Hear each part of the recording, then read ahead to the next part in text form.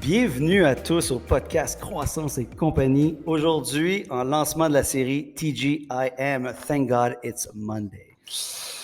Salut Danny, salut Yann. Yes, sir. J'espère que vous allez bien. Ouais. Enchanté. Donc, TGIM, déjà pour moi, ça signifie l'importance d'aimer ce qu'on fait à toutes les journées de la semaine, d'adorer notre hustle journalier. Parce que la vie, évidemment, je pense qu'elle est beaucoup trop courte pour attendre le week-end, pour avoir du plaisir et aimer ce qu'on fait. Déjà, avant que je te présente, Danny, j'aimerais te poser la question pour toi. Les lundis, ça représente quoi? Comment t'aimes tes lundis? Comment tu t'organises tes lundis?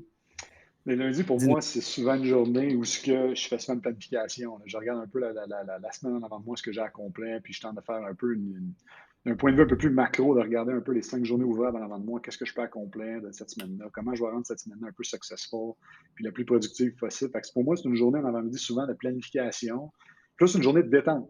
C'est comme un peu la journée de détente, de planification, de la mesure où tu fais un petit peu une rétrospection sur la semaine dernière. Donc, tu regardes un peu ce que tu as accompli la semaine dernière. Es-tu satisfait, oui ou non? Puis ça te permet de prendre un pas de recul sur la situation. Un peu plus décontracté en avant-midi. Puis plus la semaine avance, moi, j'ai tendance à plus que la semaine, je gagne de la vélocité, ça s'accélère. Fait que Ah ouais. tu gagnes un petit peu plus de momentum. Mais c'est une journée normalement de planif. Là, plus. OK, good. Puis moi, j'adore la planification en plus. Je sais, c'est quelque chose qui, tu sais, le pas en arrière. J'aime le fait que tu dis que ça te détend quand même également. Donc je veux dire, ça veut dire que organiser ta semaine normalement, ça peut être excitant, évidemment. Donc, justement, ben, on va t'introduire, Danny. J'étais super excité de t'avoir avec nous. Tu as un background incroyable. D'un, tu es un consultant à succès, donc tu animes un bootcamp de vente, que tu as déjà fait justement des courtiers en immobilier. Tu es coach, tu es consultant pour des CEO, des exécutifs dans tous les domaines.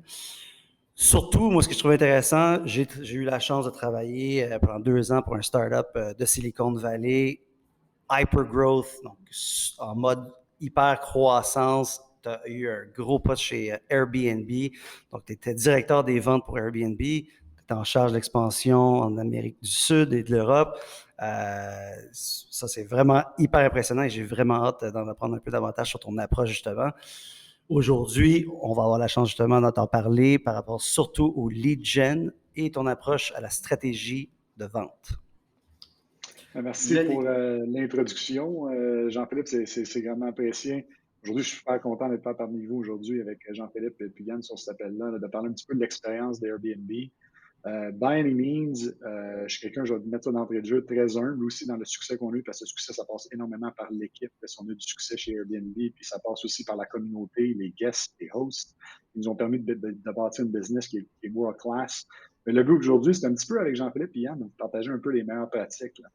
Donc, je vais prendre un petit peu de recul pour débuter, peut-être me présenter. Je pense que Jean-Philippe le fait très, très bien. Danny Lambert, en fin de compte, j'ai été directeur des ventes pour l'Amérique du Nord et de l'Europe également pendant plus de 5 ans chez Airbnb.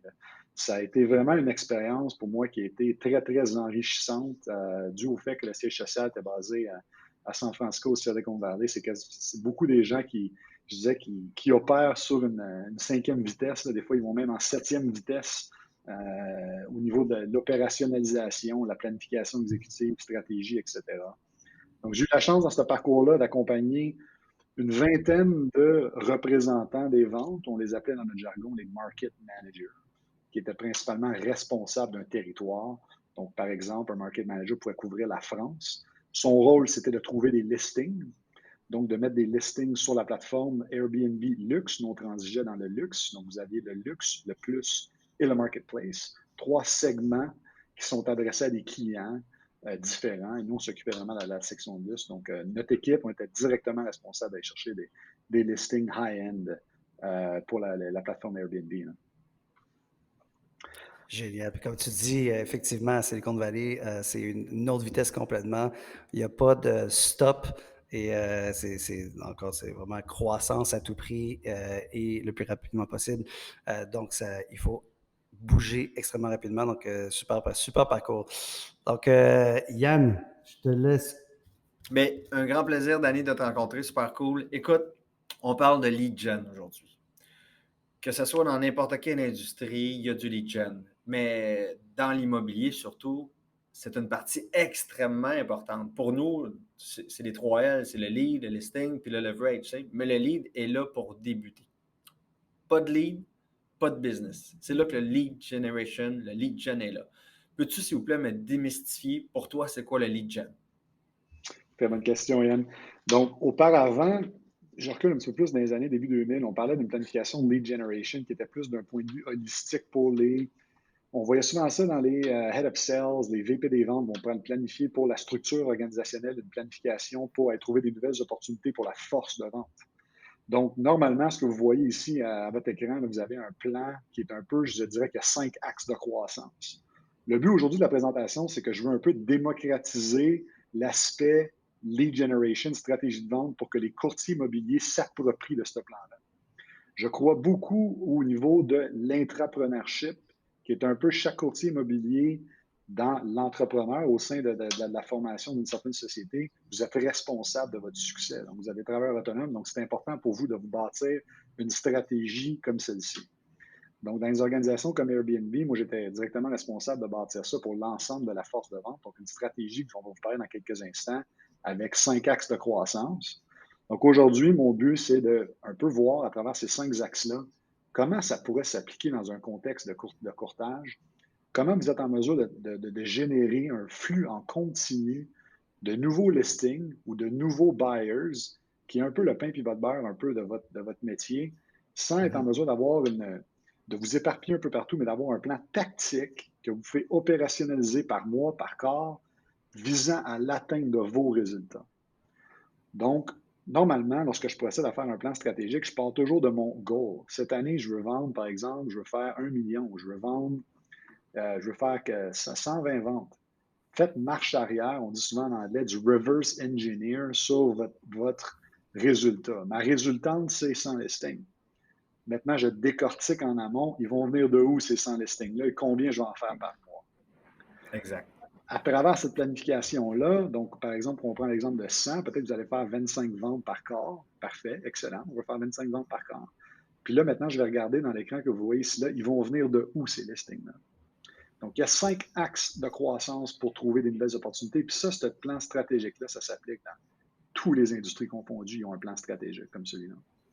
Donc, le premier cadran en haut à gauche, vous allez voir, c'est inbound. C'est la capacité de vous, en tant qu'entrepreneur, d'être actif sur les médias sociaux pour générer des eyeballs, générer des vues, générer du contenu intéressant pour que les gens, soit au niveau du listing ou au niveau de la demande, du buyer side, vous considèrent comme un expert dans votre industrie, puis je vais en apprendre davantage. Donc, on parle souvent de stratégie, des fois pay-per-click, on parle de stratégie SEO, on parle de stratégie SMO, Social Media Marketing aussi. Le but de tout ça, c'est de vous générer une certaine notoriété dans l'industrie pour que les gens disent « Wow, je veux faire confiance à Jean-Philippe, je veux faire confiance à Yann, c'est un expert dans son domaine, j'ai envie d'en apprendre davantage. » Ça permet de démocratiser votre propre brand. Maintenant, la portion que vous contrôlez chez vous dans le firme de courtage qui est très, très bon, je vais vous aller juste en dessous d'une bande, vous voyez le point référence. Référence dans le domaine du luxe chez Airbnb Luxe, c'était potentiellement ou probablement une des sources des canaux les plus importantes. Puis je fais une corrélation très directe avec les firmes de courtage. Beaucoup de gens à qui j'ai parlé dans les firmes de courtage, le word of mouth, le bouche à oreille, c'est souvent ce qui fait en sorte que vous êtes en mesure d'aller générer une nouvelle opportunité, tant au niveau de la demande qu'au niveau du supply side.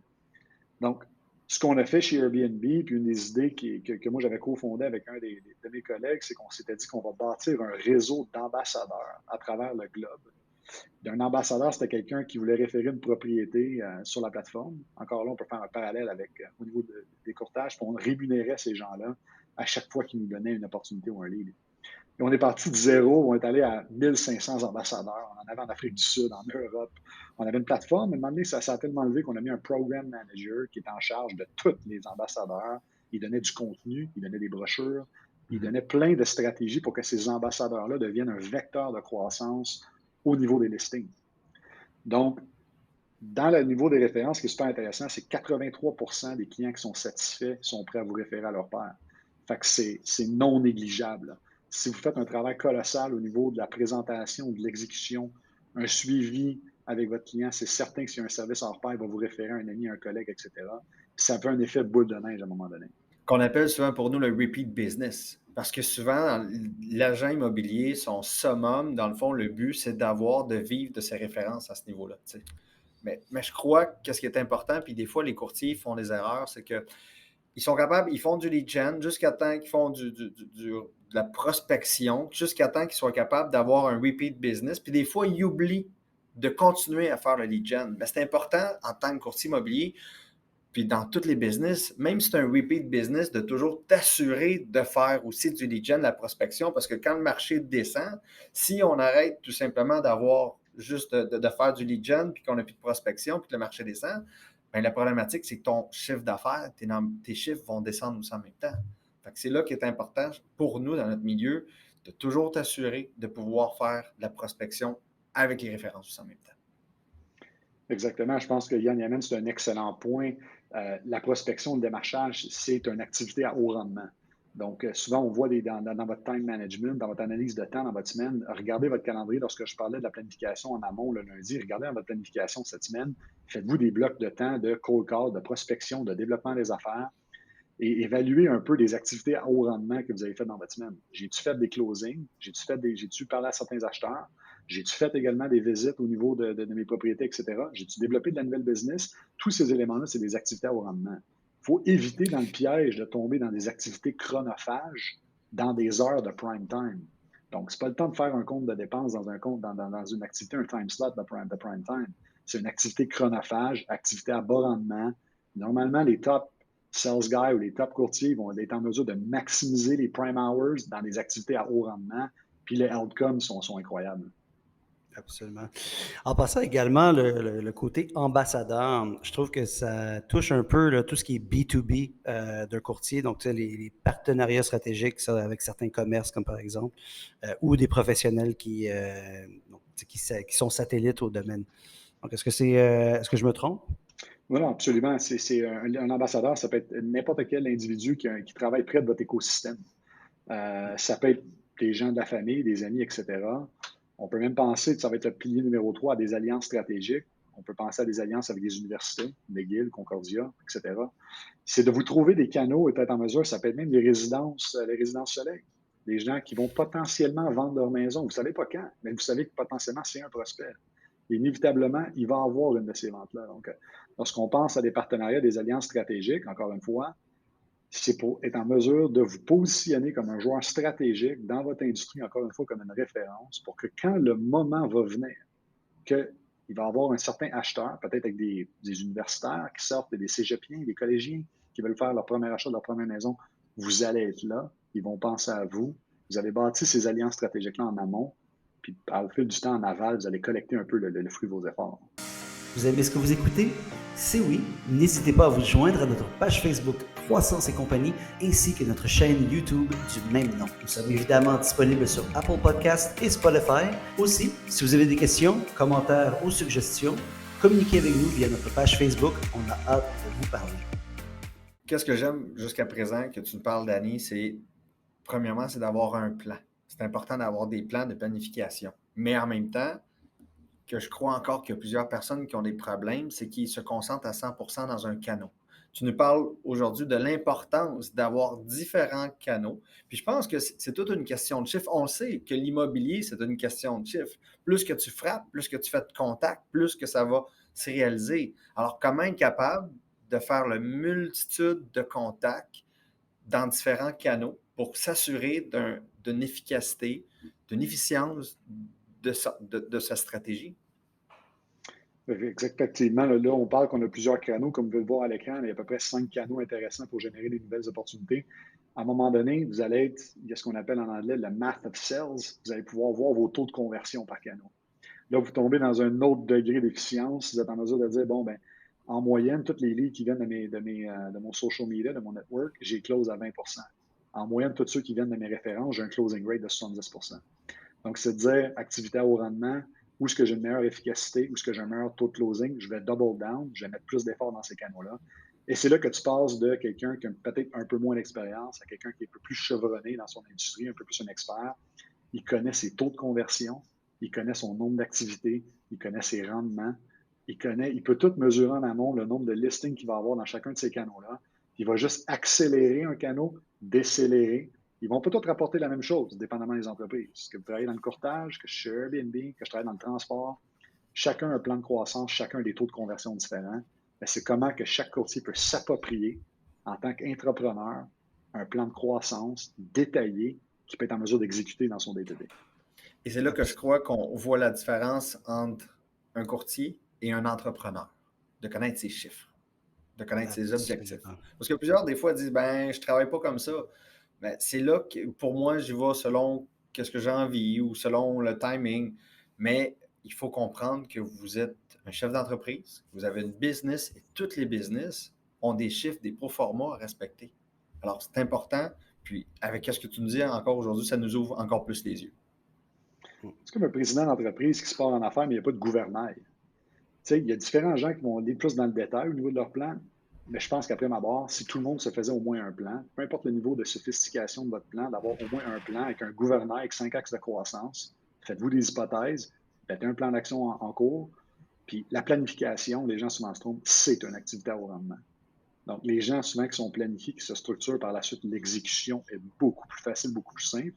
On ne veut pas tomber aussi dans l'ultra-planification. Je demande juste d'avoir un plan tactique que vous pouvez, dans votre day-to-day, opérationnaliser. Là. Des fois, les gens ils disent analyse, analyse, paralyse. Là. Je ne veux pas qu'on tombe dans la paralyse. Là. On tombe dans l'analyse de premier rang, après ça, vous exécutez. On est dans l'action. Les courtiers immobiliers, ce n'est pas quelque chose que faut que tu sois dans l'action, effectivement. Tu m'as volé les mots de la bouche. Quelqu'un m'a dit ça aujourd'hui, puis j'ai ri, c'était la première fois que j'entendais. L'analyse paralyse. On doit mettre en action ce qu'on doit faire. Et c'est la fine balance entre la planification et l'exécution. Évidemment, ça, c'est vraiment une notion qui me parle énormément. Puis, pour le référencement, c'est vrai, 83% des clients satisfaits veulent te référer. Je veux dire, le référencement, c'est énorme. Je pense que c'est l'ambition de la plupart des courtiers immobiliers également, des entrepreneurs aussi. Je veux dire, un client satisfait, une référence, c'est, je pense, la plus belle business et surtout la plus sustainable au long terme également.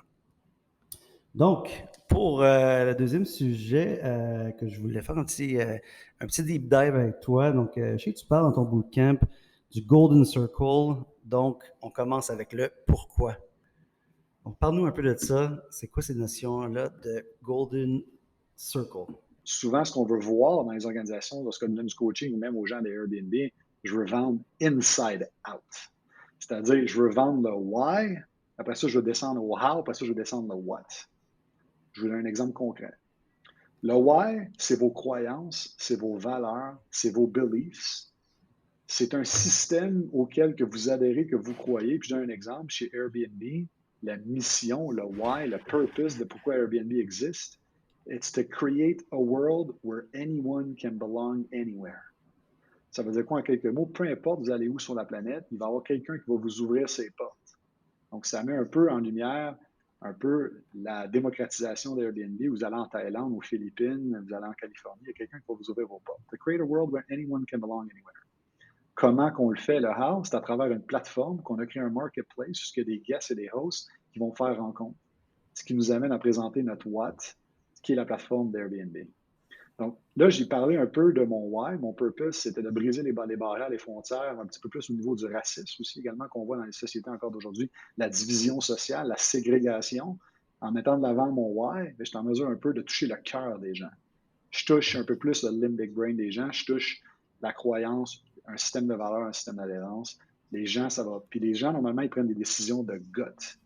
Quand vous entendez souvent des gens me disent hey, serais-tu mieux d'acheter X ou Y?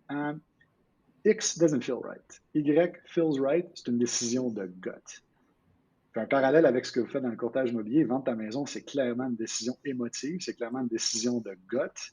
Donc, conséquemment, c'est de positionner dans votre valeur de proposition avec vos clients, de parler un petit peu plus du contexte du why. Donc, pourquoi vous, comme courtier, vous faites ce que vous faites? Est-ce que vous le faites pour aider des personnes âgées à se retrouver un nouveau loyer, à les aider? Est-ce que vous le faites parce que vous allez aider les universitaires dans un contexte de pénurie de logement à leur trouver un loyer? Est-ce que vous avez un purpose qui vous alimente? Et ça c'est vraiment la différence entre un entrepreneur ou un entrepreneur en immobilier, dans ce cas-ci, pour l'exemple, qui se voit plus un sales person versus vraiment un entrepreneur ou un consultant, un expert qui a l'intérêt de ses clients à cœur ou comme première priorité. Donc, c'est vraiment de sortir du côté transactionnel et de retourner plus vers justement le côté on est avec son client et on partage en fait l'émotion qui est engendrée par la transaction ou la nature justement de la transaction. On a parlé de beaucoup de choses aujourd'hui. Moi, j'aimerais savoir, Danny, en dedans de 15 ou 30 secondes, quel conseil ultime que tu peux donner à les courtiers en immobilier? Une très bonne question. Je pense que 56% des acheteurs, selon l'étude qui est sortie récemment de Harvard, vont acheter d'un certain individu quelconque par rapport aux compétences qu'il dit à l'individu. 56%. Donc, par rapport à ça, ceci étant dit, je pense que c'est important d'être connaissant, spécialisé dans votre industrie pour avoir l'air d'un expert, un conseiller. Votre job, vous êtes un conseiller, vous êtes un advisor. Si moi, je recherche à faire un achat dans un certain territoire, vous êtes en mesure de vulgariser, de me synthétiser quelle maison est mieux pour moi, pourquoi, quel est son coût par pied carré ou certaines dimensions de KPI, de Key Performance Indicators, vous êtes capable de me le vulgariser dans mon jargon. Puis ça, pour moi, ça a énormément de valeur parce que ça me montre que vous êtes un expert de votre industrie. Je m'adresse à quelqu'un qui est compétent, qui est connaissant, qui connaît ses marchés, qui connaît ses verticalités, qui est en mesure de me vulgariser un concept que pour le commun des mortels. Là. Si vous êtes capable de faire ça dans chacun de vos marchés respectifs, puis de bâtir une relation de confiance à travers ça, parce que la vente d'aujourd'hui, c'est dirigé par des idées. La vente de l'époque, c'est vendre des produits de speeds and feeds. On est passé d'un air de speeds and feeds, je te vends les speeds and feeds de ta maison, à un air de connaissance. Si tu es capable de diriger ton client par des idées, le conseiller, le challenger, qu'on appelle souvent, il y a un des livres que j'ai vu dernièrement qui s'appelle The Challenger, qui est super intéressant au niveau de la vente. Ça, c'est la vente un peu plus 2.0. Tu diriges par des idées, tu vas chercher de la relation, tu vas chercher de la crédibilité, tu es connaissant, tu es compétent. Pour moi, c'est ça quelqu'un qui m'amène énormément de valeur ajoutée là, au niveau du processus décisionnel. Génial. Merci, Danny. C'est un excellent... tu articules hyper bien ces notions là, de vente. Merci, j'en ai appris beaucoup aujourd'hui. J'espère que nos auditeurs vont en avoir appris également énormément. Super généreux de ta part. Merci, Danny. Donc, sur ce... Pour terminer, Danny, je te remercie beaucoup. Puis, vraiment un beau parcours. Continue. Je sais que tu fais des bonnes choses. Puis, on aurait pu en parler pendant des heures aujourd'hui. Il va falloir s'en reprendre.